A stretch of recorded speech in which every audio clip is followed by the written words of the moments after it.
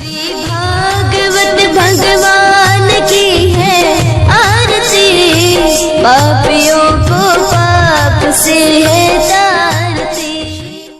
हरे कृष्णा। सभी भक्तों को श्रीमद् भागवतम के सत्र में हार्दिक अभिनंदन और सुस्वागतम। आज का हमारा विषय है श्रीमद् भागवतम के षष्ठ स्कंद का प्रथम अध्याय। अध्याय का नाम है अजामिल के जीवन का इतिहास। पूरे श्रीमद् भागवतम में 10 विषयों के वर्णन मिलते हैं, जो 18 अध्याय 18,000 श्लोक या 12 स्कंद का श्रीमद् भागवत महापुराण, जिसमें 10 सब्जेक्ट मीन्स 10 विषयों का विवरण दिया गया है। इसमें सृष्टि, उपसृष्टि, परवर्ती सृष्टि तथा लोक सम्मिलित है। तो श्रीमद् भागवत के वक्ता सुखदेव गोस्वामी पहले ही तृतीय स्कंद, चतुर्थ स्कंद, पंचम स्कंद में सृष्टि, परवर्ती सृष्टि तथा लोक प्रणालियों का वर्णन कर चुके हैं। अब इस छठे स्कंद में दिस 6th कैंटो, जिसमें 19 अध्याय है, 19 चैप्टर, वे पोषण मीन्स अर्थात भगवान द्वारा संरक्षण का वर्णन करेंगे। बाकी में जितने सारे प्रथम, द्वितीय, तृतीय, चतुर्थ, पंचम, जो 5 स्कंद हम लोग श्रवण कर चुके हैं, उसमें सृष्टि, उपसृष्टि, लोक प्रणालियों का वर्णन किया जा चुका है। लेकिन जो चैप्टर, जो स्कंद चल रहा है, इसमें भगवान किस प्रकार जीवात्मा को, जीवों को भरण पोषण करते हैं, इसके बारे में उल्लेख है। तो प्रथम अध्याय जो 19 अध्याय है छठा स्कंद में, षष्ठ स्कंद में, तो पहला जो अध्याय है आज ये अजामिल के जीवन का इतिहास, जो एक बहुत बड़ा पापी व्यक्ति माना जाता था।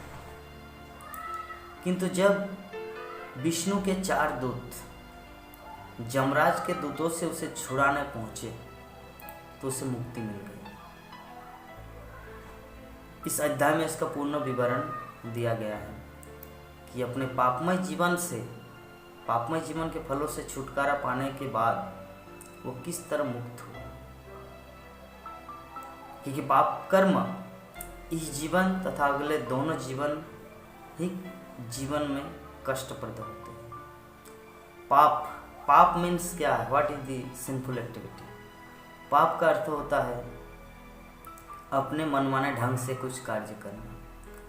शास्त्रों में जितना कुछ उल्लेखनीय बात है कि क्या करना चाहिए, क्या नहीं करना चाहिए, उसमें पाप और पुण्य, अच्छा बुरा, शुभ अशुभ का उल्लेख मिलता है कि अगर हम लोग अच्छा काम करेंगे तो उसका अच्छा रिजल्ट मिलेगा, बुरा काम करेंगे तो नरक जाना पड़ेगा।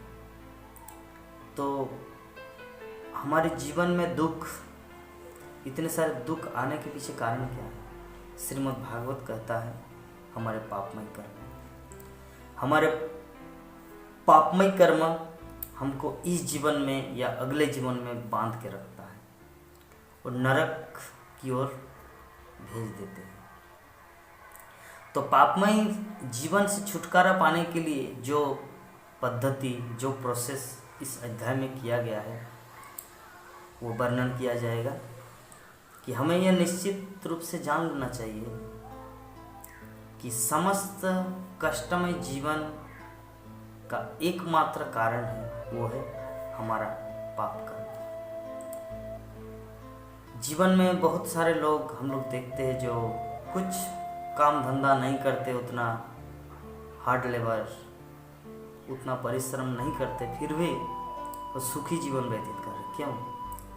क्योंकि उन्होंने भगवान को प्रसन्न करके रखा है, उन्होंने पुण्य किया है अपने जीवन में। और जो भगवान को प्रसन्न करता है, पुण्य करता है, उसका जीवन कष्टमय नहीं होता। तो इस अध्याय में यही चीज़ वर्णन किया गया कि संपूर्ण जीवन का, हमारे कष्टमय जीवन का एकमात्र कारण है हमारा पाप कर्म। तो सकाम कर्म जो है, सकाम कर्म के मार्ग में मनुष्य पाप कर्म अवश्य करता है और कर्मकांड की विचारधारा के अनुसार विभिन्न प्रकार के प्रायश्चित्तों की संस्तुति की जाती है। सकाम कर्म मीन्स क्या? सकाम कर्म का अर्थ होता है अपनी इंद्रिय तृप्ति के लिए कुछ काम करना। भगवान की भक्ति करना मतलब भगवान के लिए करना, और अपने लिए जो कुछ अच्छा भी हो, जैसे कोई मान लीजिए उदाहरण स्वरूप कोई एक धनी व्यक्ति है, उसके पास बहुत सारा रुपया है, बहुत सारा पैसा है, तो कहीं पर कंबल बांट रहे, कहीं पर डोनेशन दे रहे, तो वो किस माध्यम से, ताकि लोग उसे नाम करें, हाँ भाई अच्छा परोपकारी व्यक्ति है, गरीबों को कितना डोनेशन देता है। अगर इस भावना से अगर वो करता है तो वो सकाम कर्मों के बंधन में पड़ जाए। यद्यपि उसका फल मिलेगा, पुण्य मिलेगा उसको, लेकिन अगर वो इस भावना से देते हैं कि चलिए मेरे पास भगवान की कृपा से कुछ धन मिला है और यहाँ पे कितने कुछ गरीब लोग हैं जो भरपेट खाना नहीं खा रहे, तो मैं क्यों ना अपना कुछ हिस्सा भगवान की सेवा समझकर उन लोगों को डोनेशन दे। अगर इस भावना से देता है तो भक्ति कहलाता है। लेकिन अगर वो अपने नाम जस प्रतिष्ठा कि मैं धनी हूँ, मेरे पास बहुत कुछ है, मेरा नाम बढ़ेगा, वो लोग मुझे आशीर्वाद देंगे, इस भावना से तो सकाम कर्मों में फंस जाता है। तो ये जो सकाम कर्म है, सकाम कर्मों के द्वारा व्यक्ति प्रायश्चित का अर्थ क्या है? प्रायश्चित का अर्थ होता है पाप कर्मों को पुण्य कर्मों के द्वारा निवारण करना, यद्यपि यह संभव नहीं है। फलस्वरूप किंतु प्रायश्चित की ऐसी विधियां मनुष्य को उस अज्ञान से मुक्त नहीं कराती जो पापमय जीवन का मूल कारण है।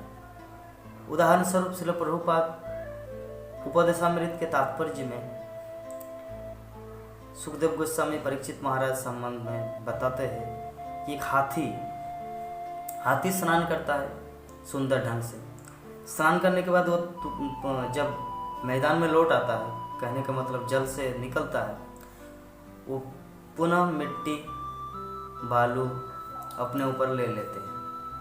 तो उसका स्नान करने का फायदा क्या है? तो उसी प्रकार जीवन में हम लोग बहुत कुछ पाप कर्म किया,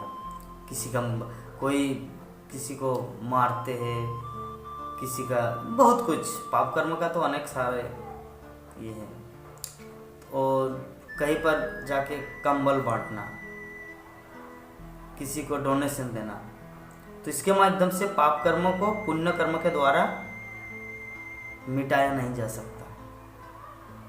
उदाहरण दिया जाता है बांस का झुंड है, जब सूखी बांस तो उसमें आग लगाया जाता, तो भले ही आग लग जाए, ऊपर में सब कुछ पत्ती बांस जल जाए, लेकिन अंदर में जो मूल है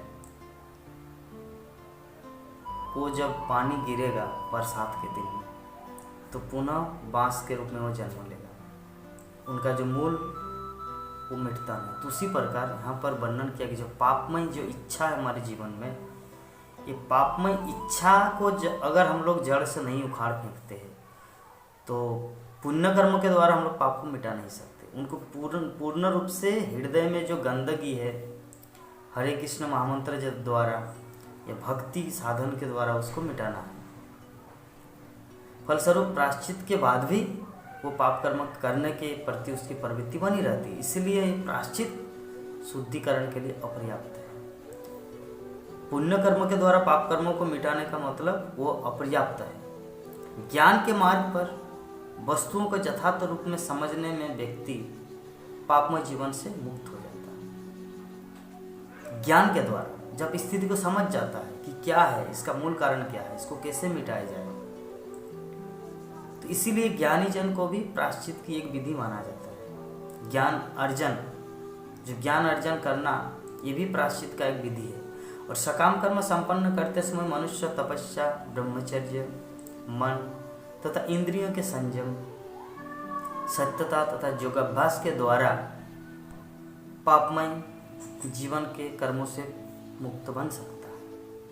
ज्ञान को जागृत करके भी व्यक्ति पाप के फलों को निष्प्रभावित कर सकता है, किंतु इनमें से कोई भी विधि उसे पाप कर्म करने की प्रवृत्ति से मुक्त नहीं कर सकती। पाप कर्म करने का जो कारण है, इच्छा है, उस इच्छा को जब तक त्याग नहीं किया जाए तब तक वो, तो अभी बेस्ट प्रोसेस क्या है? भक्ति योग के द्वारा मनुष्य पापमय जीवन की प्रवृत्ति से पूरी तरह बच सकता है। दूसरा, जितना भी साधन है, ज्ञान कर्म, ज्ञान कांड, सकाम, कर्म कांड, योग विधि, प्राणायाम, ब्रह्मचर्य, ये कितना भी पुण्य कर्म या योगाभ्यास किया जाए, लेकिन पाप कर्म करने की जो इच्छा प्रवृत्ति, इसको पूर्ण रूप से मुक्त नहीं किया जा सकता। एकमात्र विधि क्या है? भक्ति योग। भक्ति मीन्स, भक्ति शब्द दो चीज से बना है, भगवान और भक्त। भगवान और भक्त दोनों के बीच में जो संबंध है उसे कहा जाता है भक्ति। भक्त, भक्ति, भगवान, तीन चीज एक साथ रहता है। अगर भक्त है, भगवान है, भक्ति नहीं है, तो मतलब वो भक्त नहीं है। अगर भक्ति है, भगवान है, मीन्स भक्त भी है। तो इसलिए तीन चीज एक साथ रहता है, भक्ति योग।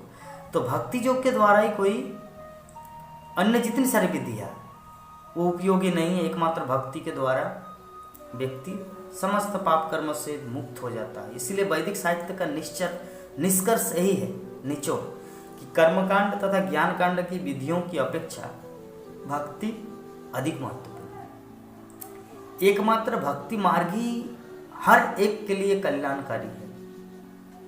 सकाम कर्म तथा चिंतन पर ज्ञान स्वतंत्र रूप से किसी को मुक्त नहीं कर सकते, किंतु कर्म तथा ज्ञान से स्वतंत्र रहते हुए भक्ति इतनी शक्तिशाली होती है कि जो व्यक्ति कृष्ण के चरण कमल पर अपने मन को स्थिर कर लेता है, उसके सपनों में भी जमदूत न आने की गारंटी रहती है। जो भगवान श्री कृष्ण के चरण कमल में अपने आप को शरण ले लिया, उनके चरणों में शरणागत तो हो गया, इसे में हकीकत में, रियल में जमदूत आने का तो प्रश्न ही नहीं उठता।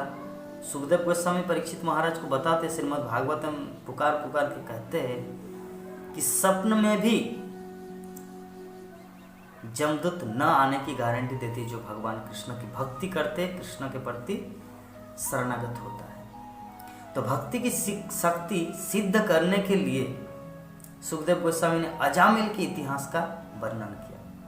ये जो अध्याय कि अजामिल कान्यकुब्ज, वर्तमान कन्नौज, कानपुर का निवासी था। उसके माता पिता ने उसे वेदों का अध्ययन करके तथा विधि विधानों का पालन करके पूर्ण ब्राह्मण बनने का प्रशिक्षण, ट्रेनिंग दिया था, किंतु अपने विगत कर्मों के कारण यह युवक ब्राह्मण किसी तरह से एक वेश्या के प्रति आकृष्ट हो और उसकी संगति के फलस्वरूप वो अत्यधिक पतित बन गया और उसने सारे विधि विधानों को त्याग दिया।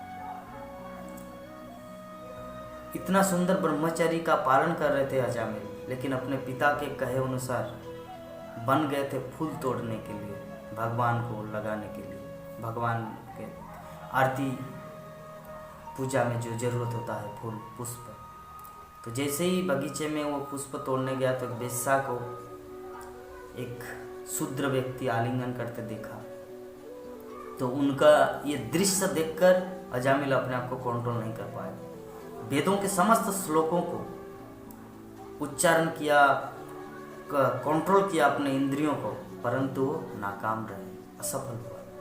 और बाद में संगति क्या हुआ, उसके फलस्वरूप उस वेश्या को अपनी पत्नी स्वीकार की। उसकी संगति के फलस्वरूप अत्यधिक पतित बन गया और समस्त विधि विधान को त्याग दिया। उसने उस वेश्या के गर्भ से 10 पुत्र उत्पन्न किए, जिनमें से अंतिम 10वां नंबर का जो पुत्र था उसका नाम नारायण था।